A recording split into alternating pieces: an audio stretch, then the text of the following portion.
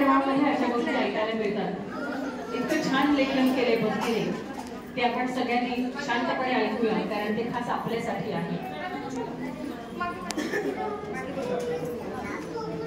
माझा बऱ्यापैकी घसा बसलेला असल्यामुळे तुम्ही सगळे जरा माझा आवाज सांभाळून द्या. आता हे पत्र कोणी लिहिले? हे पत्र आहे भावनेकडून भावनांसाठी. भावनेकडून भावनांसाठी एक पत्र स्त्रीकडून स्त्रीत्वासाठी. प्रिय बाळा, आता इथे बाळ म्हणजे होणाऱ्या बाळाची आई, बरोबर ना? बाळ म्हणजे इथे होणाऱ्या बाळाची आई. हा आवाज आहे नव्याने जन्म घेणाऱ्या आईसाठी, एका बाईसाठी, एका ताईसाठी, एका स्त्रीसाठी आणि प्रत्येक बाईसाठी जी इथे उपस्थित आहे तिच्यासाठी. प्रश्न असा असेल की पत्र कोण लिहिते? प्रश्न असा वाटेल तुम्हाला की पत्र कोण लिहिते, पण तुमच्या सगळ्यांनाच असेल तर मग हे पत्र आम्ही साऱ्या मिळून लिहितोय. तुमची आई, आजी, काकू, सासूबाई अशा सगळ्याच जणी मिळून. थोडक्यात काय तर जुन्या पिढीचं पत्र नव्या पिढीसाठी. जुनी पिढी म्हणजे आम्ही आता हयात नाहीये बरं का. म्हणजे या घरात पूर्वी होऊन गेलेल्या आजी, काकू, आत्या ज्यांची आठवण आपण सदैव धरतो, त्यांनी हे तुम्हा सगळ्यांना आणि आपल्या सगळ्यांना लिहिलं पत्र आहे. आजचा हा सोहळा बघून आम्ही पण म्हणालो असतो, बाई आमच्या वेळी असं काही नव्हतं ना, आत्ताच्या बायकांची मज्जा आहे, असं आम्ही सुद्धा म्हणालो असतो. असं जुन्या काळातल्या आजी, मावशी, काकू, आत्या म्हणतात. ते असं म्हणताय आम्ही बोलत आहोत 19व्या 20व्या अगदीच म्हणाल तर 16व्या शतकापासून. तर मग झाली का आमची ओळख? आम्ही किती जुने आहोत.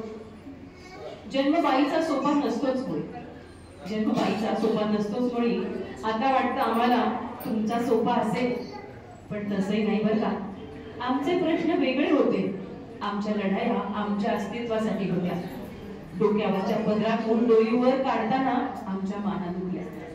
पण तुम्ही आज ताठ मानेने जगत आहात.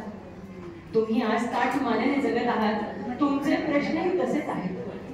आहार भरपूर आहे, आहार भरपूर आहे, हवं ते खाता येते, पण संकस नाही. स्वातंत्र्य आहे पण सुरक्षितता नाही. आरोग्यासाठी सोयी आहेत, पण आरोग्य सांभाळण्यासाठी तुमच्याकडे वेळच नाही. आमचे आरोग्य जात्यावरच्या ओव्यात विरलो आणि रांधावाडा उष्टीकाडा यामध्ये कधी सडलं हे आम्हाला काही कळलंच नाही. आजकाल आरोग्य सांभाळणं कसं अवघड झालंय. आमच्याकडे सगळे सांभाळून आरोग्य आपोआप सांभाळतात, पण तुम्ही लोक गर्भाशयात आणि काय म्हणतात ते वेगळे आजार. तुम्ही बाहेर स्वतःला जपता जपता संसार जपा एवढंच. शाब्दिक चकमकी बाईनं जपलं तर घर जपलं जातं. आमची अपेक्षा एवढीच, जमेल तेवढ्या परंपरा सांभाळा. जपलं तर घर जपलं जातं.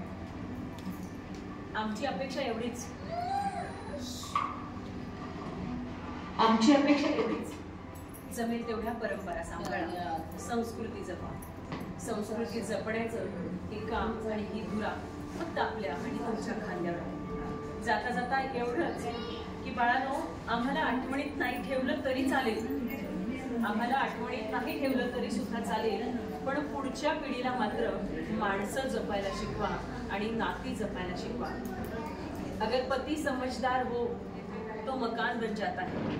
अगर पति समझदार हो तो मकान बन जाता है. पत्नी समझदार हो तो मकान का घर बन जाता है.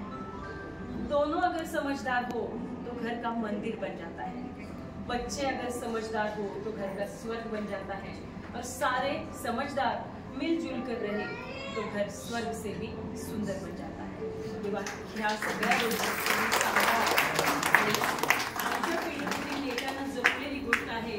नाती जपणं, माणसं जपणं आणि आम्हाला जे जमलं नाही ते तुम्ही जपा. तुमचं आणि तुमच्या घराचं आरोग्य जपा. असा जुन्या पिढीतल्या आजी, काकू, मावशी ज्या हयात नाहीत त्यांनी आपल्याला संदेश दिला आणि इतकं छान शब्दांकन भक्तीने केले. त्याबद्दल आपण एका टाळ्या वाजवायला